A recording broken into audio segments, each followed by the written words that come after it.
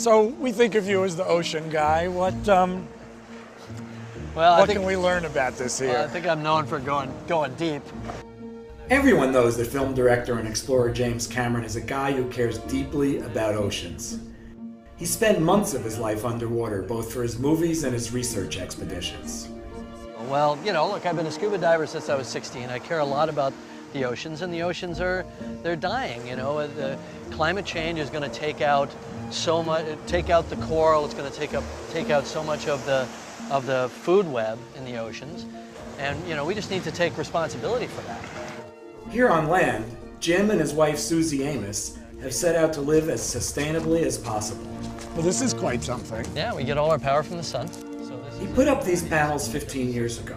He's also using the sun to power his film sets. And of course, he drives a hybrid. But recently, Jim says he's found an even faster and more effective way to tackle climate change. We can do it grassroots up just by changing how we eat. I mean, if everybody in the world decides to just stop consuming oil and switch to solar and wind tomorrow, it's still going to be 10, 20, 25 years to change all of our infrastructure and roll it out on a global scale, if we decided to do it. But if everybody in that same hypothetical enlightened world decided to switch to eating plants tomorrow, could do it in one day. Jim was surprised to learn that livestock and animal products are responsible for up to half of all greenhouse gases, due to the energy needed to grow food for animals, to house them, and to bring animal products to market. Growing plants, by contrast, requires much less energy. So it's pretty much a winter garden right now. Jim and Susie took me into their garden. Still have lots of good stuff in here. Want to grab some of this? Yeah, let's.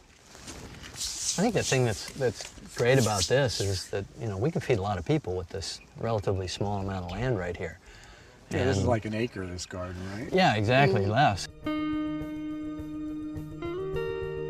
Once he realized the impact livestock and animal products were having on the planet, Jim looked at his dinner plate differently.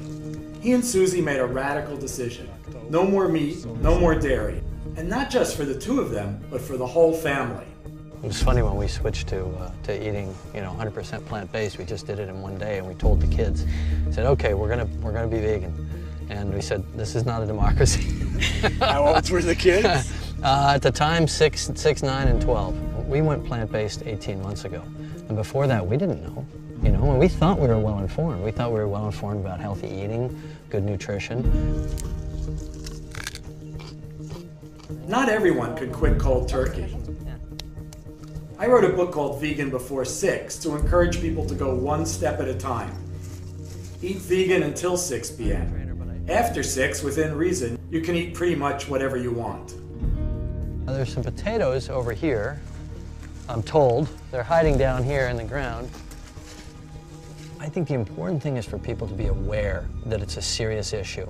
In the same way that, that driving a big guzzling car is an issue, that not insulating your house is an issue, you know. But right now, it's barely in the public conversation.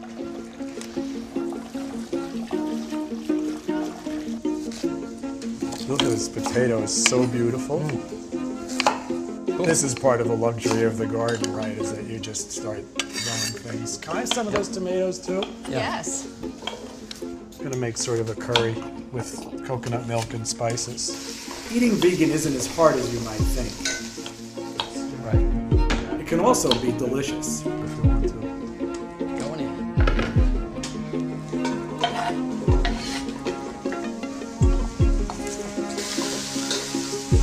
Looks pretty good. If I do say so myself, quite pretty. Nice colors.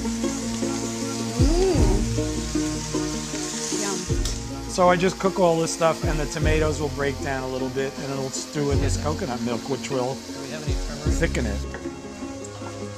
If you eat plant-based, people think, oh, I'm going to be hungry all the time. Fact is, you wind up eating more. Yeah, I mean, and you have the liberty of eating everything you want with the exception of animal products. Right. You know, I don't portion control at all. No, there's no need to. And my weight came down and it's been super stable for about 18 months.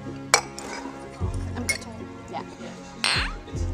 I say to people, try it for a month full so you see the effect on your body and on your energy and on your spirit and so on. and then dial in how much, you know, from a position of knowledge, how much you want in your life. You're finding your light. We'll serve this chef first.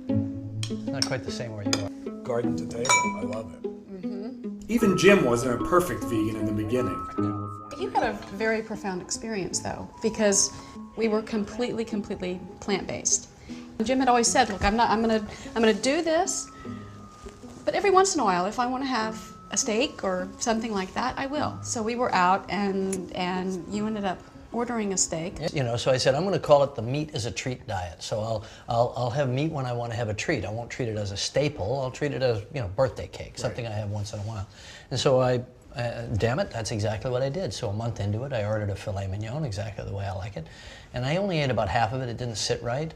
And I felt really uncomfortable just, you know, in my digestion for about a day and a half. Read what you can read, look at what you can look at, and figure out what a reasonable diet is for you.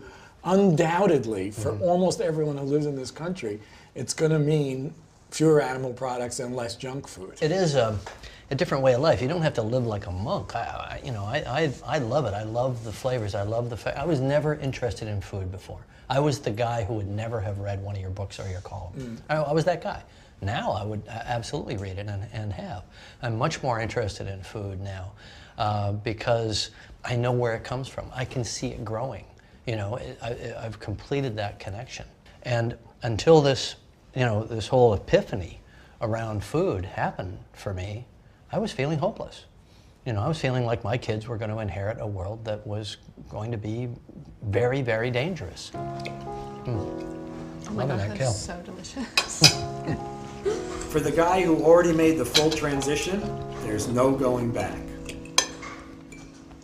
I don't think I'm overstating it to say that a profound change in our collective diet on a global basis could be the difference between the survival of civilization and not.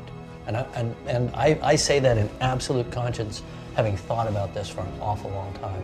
I think it's that big an issue.